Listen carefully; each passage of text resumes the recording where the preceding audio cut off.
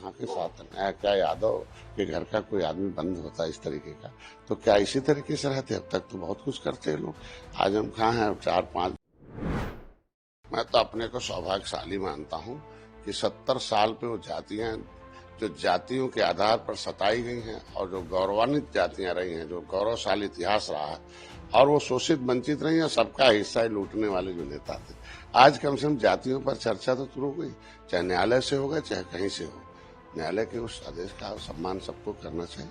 लेकिन इतना जरूर कहूंगा कि जो जातियां ये देश को आजाद कराई हैं, अंग्रेजों ने कानून बनाकर जाति के आधार पर कानून बनाकर उनकी जमीन जायदाद छीना है, ऐसी जातियों के लिए criminal tribes act inquiry committee अनथा समय नंग्यार के अनुसार 193 जातियां उत्तर प्रदेश में रोड पर पाइपलाइन में है और 578 जातियां पूरे देश में हैं।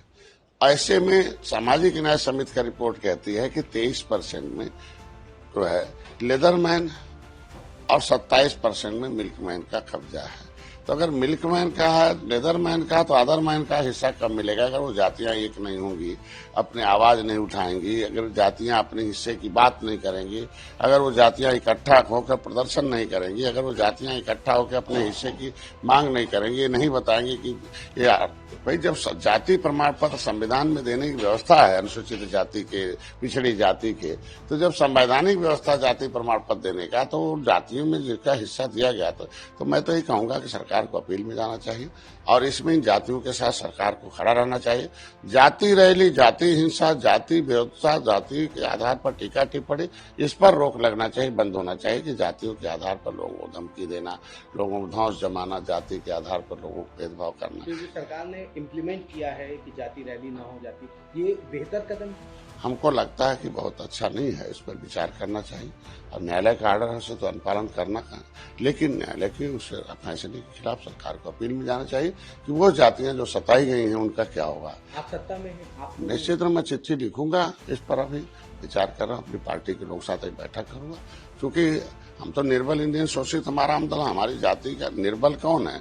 जो अभी भाई सामाजिक न्याय मंत्रालय, जो सामाजिक न्याय समिति का रिपोर्ट एक कॉन्स्टिट्यूशनल रिपोर्ट है कि 27% में केवल मिल्कमैन का कब्जा है, 23% में लेदरमैन, तो अदरमैन का कहाँ है? अदरमैन अगर इकट्ठा नहीं होगा, अपना मांग नहीं करेगा, अपनी बात नहीं करेगा, अपनी आवाज नहीं देगा, कि अपना पैर नहीं बनाएगा कि साहब हमारी जाति का तो कोई नौकरी नहीं, चपरासी नहीं है, हमारा हिस्सा कहाँ गया? जो बात आप कह रहे हैं यही बात कुछ इसी से मिलती जुलती अखिलेश यादव जी ने भी कही कि 5000 साल से जो जातियों पर अत्याचार हुआ तब और अब इसमें क्या ये भेदभाव खत्म हो जाए? देखिए, अब इनका तो बड़े सुणद नेता हैं, बड़े मंत्री रहे हैं और दुर्भाग्य है कि 5 बार सत्ता रही लेकिन इन जातियों के साथ कोई ठोस कदम नहीं उठाया जो कानून से ही समस्या का समाधान हो सकता है।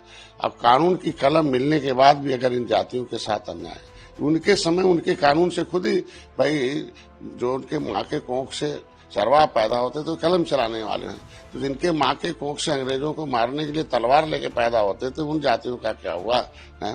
और जातियां तो थी देश में आजाद कराने वाली, तो इनके लिए भी कलम चलाना चाहिए। ये देर होगी, लेकिन आज के दिन में हम चाहेंगे कि इस पर अपील हो और फिर से पुनर्विचार हो और इन जातियों के साथ एक सर्वे की आखिर जाति आधार गणना हो रही है तो क्यों हो रही है? इसीलिए हो रही है ना, इन जातियों के साथ भेदभाव हुआ, छुट्टी है, कौन जाति ज्यादा मजबूत हो गई, कौन कमजोर है। तो सामाजिक न्याय तो तभी होगा कि जब इन जातियों की आवाज बाहर आएगी, वह हमारे साथ अन्याय हुआ है, इसका मतलब सामाजिक न्याय के विपरीत है फैसला। क्योंकि सामाजिक न्याय का बात ही है कि जब हम लोकतंत्र में अगर हम प्रदर्शन नहीं करेंगे, आंदोलन नहीं करेंगे, अपनी आवाज नहीं करेंगे, एकता नहीं दिखाएंगे, तो कैसे लोकतंत्र में अपना हिस्सा पाएंगे? तो संविधान की आत्मा के जो हमको लगता है कि विरुद्ध फैसला है और संवैधानिक व्यवस्था जो सामाजिक न्याय की बात की जाती है, तो सामाजिक न्याय में इन जातियों को टीका टिप्पणी, अपमान, अमर्यादित भाषाओं पर पूर्ण रोक लगना चाहिए कि लोग लोकतांत्रिक ढंग से अपनी बात कहें। लेकिन अगर लोकतांत्रिक ढंग से लिखना ही मत हो जाएगा तो फिर आवाज की बात करने, इस पर विचार होना चाहिए। एक बड़ा अहम सवाल है, कल समाजवादी पार्टी के कद्दावर नेता आजम खान साहब को जेल से जो है वो आज़ाद हुए हैं, जेल से उनको जो है बेल मिल गई है। हालांकि मामले अभी चल रहे हैं, जिस पर अखिलेश यादव ने ये बात कही है कि जब हमारी सरकार आएगी तो उनके सारे मुकदमे वापस लिए जाएंगे। कैसे नहीं? कम से कम आज के दिन में तो आजम खान को बात दूंगा सरकार को हमारी कि सरकार ने उनके इसमें समय पर कागज जमा किया, उचित कागज जमा किया और जमानत हो गई। पैरवी किया इन लोगों ने आजम खां के साथ नया क्या यादव के घर का कोई आदमी बंद होता है इस तरीके का, तो क्या इसी तरीके से रहते? अब तक तो बहुत कुछ करते हैं लोग। आजम खां है, 4-5 बार सरकार बनवाई है आजम खां ने। अगर वो कह रहे हैं कि आजम खां के मुकदमे वापस हो सकते हैं, तो मैं भी अपने समाज के लिए कह रहा हूँ कि समय आने पर अगर हमें सत्ता में पावर आया तो मैं जो देश को आजाद कराने वाली जातियां हैं, जिसमें निषाद सबसे आगे था, ऐसे जो जो गरीब हैं, झोपड़ी में हैं, जितने पाइपलाइन में इनके पास जितने भी लोकतांत्रिक मुकदमे हैं, जो अपने धरना जिनके खिलाफ मुकदमे हुए हैं, वो सब मुकदमे मछुआरों पर वापस करने का काम डॉक्टर साहब। अभी हम सत्ता के साथ हैं, सत्ता के साथ रहना और सत्ता की चाबी लेना बहुत बड़ी बात होती है। क्या ये जो अखिलेश यादव का बयान है बहुत बेहतर, क्या मानते हैं ये तो आज के दिन में अब खाली अपना राजनीतिक पहलू है।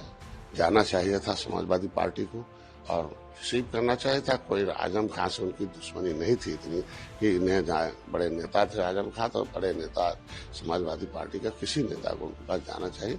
ये दर्शाता है कि हम मौका परस्त हम लोग हैं और हम मौका रहेगा तो हम अवसर का लाभ उठाएंगे। अगर बेचारा कोई दुख में हो तो उसके खिलाफ। आजम खान साहब ने भी चीजों को स्पष्ट नहीं किया। जब उनसे बातचीत करी मीडिया ने तो उन्होंने देखो बसपा में जाने के जमानत मिलने के बाद पता चल जाता है कि अभी न्यायिक प्रक्रिया है, हमें सजा नहीं मिली है और हमारा न्यायालय से जब तक किसी को सजा न हो जाए तो उसे पूरा दोषी नहीं माना जाता। तो अगर हम कह रहे हैं कि कोई भी हो, किसी भी तरह का हो, आज के दिन में राजनीति में चरित्र प्रमाण पत्र लेकर राजनीति नहीं होती है। अगर वो किसी से गलती है, दोषी भी है, तब भी आपके समय कोई खड़ा है तो आपको खड़ा रहना चाहिए था। यही है अंतर, यही राजनीतिक रूप से उन्हें खड़ा रहना चाहिए समाजवादी पार्टी को, चाहे जिस परिस्थिति में आजम खां हो। और इसीलिए कहते हैं कि मैंने कहा ना कि अगर यादव होते आजम खां तो निश्चित रूप से खड़ा होते। एक बड़ा अहम सवाल है, मुख्यमंत्री योगी आदित्यनाथ ने कल एक बड़ा बयान दिया। उन्होंने बताया किस तरह से 1100 के समय पर जब विदेशी आक्रांता आए देश में, उस समय जो हिंदुओं की आबादी थी, किसी जात की नहीं, पूरे हिंदुओं की आबादी 60 करोड़ थी। आज के जब आज़ाद हुआ 1947 में देश, उस समय जो हिंदुओं की आबादी थी वो 30 करोड़ थी। मतलब आबादी बढ़ने की जगह और कम हुई, 30 करोड़ आधी आबादी रही। तो क्या लगता है, क्या वजह रही? मुख्यमंत्री जी ने जो बयान दिया है वो किस हद तक सही है, कैसे देखते हैं? मैं उनके बातों का समर्थन करता हूँ, माननीय मुख्यमंत्री के। और मेडुअल हिस्ट्री बताती है कि विदेशी आक्रांताओं ने यहाँ देश में बहुत आक्रमण किया और बहुत ज्यादा लोगों के नरसंहार किए और नरसंहार में पुरुषों की संख्या घट गई और महिलाओं को यहाँ से दूसरे देशों में भी लेके गए।